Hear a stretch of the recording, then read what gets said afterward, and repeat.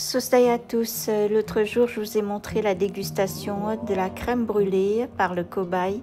Il a fait vraiment avec beaucoup d'humour et du coup j'ai eu pas mal de personnes qui m'ont demandé la recette qui est pourtant très simple.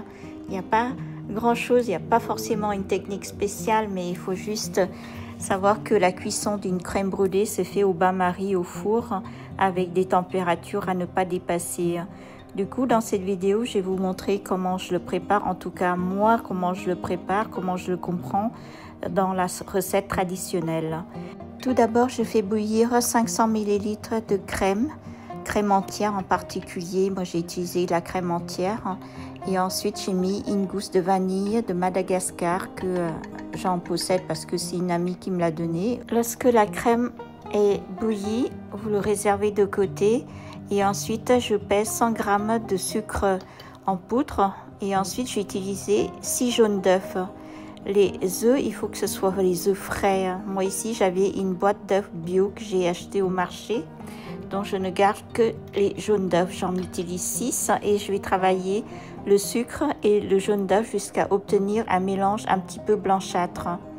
Et c'est seulement après que je vais ajouter la crème.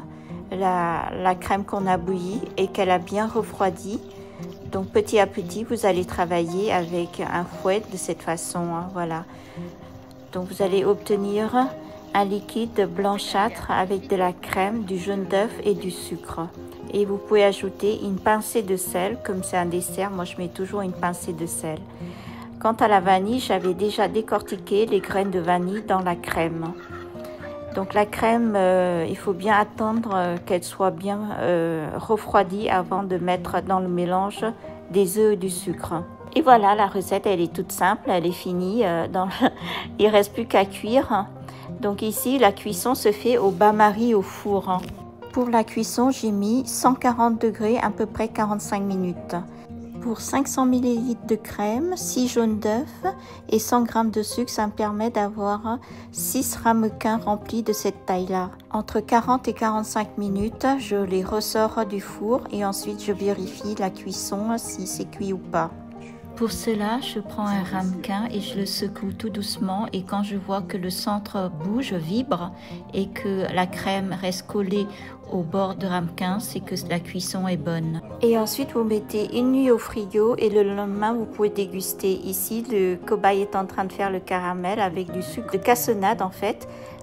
Ensuite, vous utilisez un chalumeau pour faire le caramel par-dessus. J'ai acheté ce chalumeau à 24 € sur Amazon. Et je me sers pour la première fois, donc on avait du mal un petit peu à maîtriser l'appareil. Et si vous n'avez pas de chalumeau, vous pouvez aussi faire le caramel au four 5 minutes. Et voilà, à très bientôt.